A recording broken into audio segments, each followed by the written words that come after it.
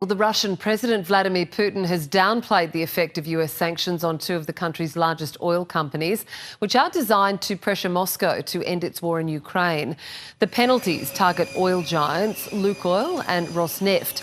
Together, they account for more than 5% of global oil output.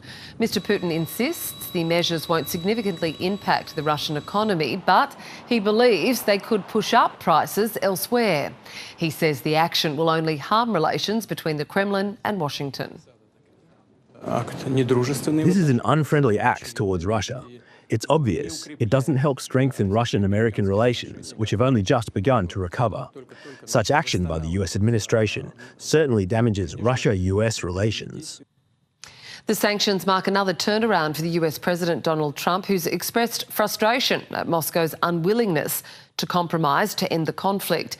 He's postponed a second summit with the Kremlin leader, saying he didn't want to waste his time. Mr. Trump is confident his penalties will have the desired effect. He was asked about Mr. Putin's remarks during an event at the White House. President Putin basically said today that Russia is immune from U.S. sanctions. He said that it would not impact the Russian economy in any serious way. Is he wrong? I'm glad he feels that way. That's good. I'll let you know about it in 6 months from now. Okay, let's see how it all works out. The Ukrainian president received a warm welcome in Brussels, where European leaders have pledged to help finance Kyiv's war effort. He's welcomed the US sanctions to pressure Moscow, but Volodymyr Zelensky is seeking more from his allies. He wants the EU to allow Ukraine to use frozen Russian assets to fund its own arms production and to buy European and US weapons. One of the ways to pressure on them, and by the way, they're afraid very much that Europe will make this union decision. And of course, one of the way is to use frozen assets. And between us, not only on humanitarian things. Yes, because they attack us. We need to defend and answer. Russian drones continue to hit sites across Ukraine.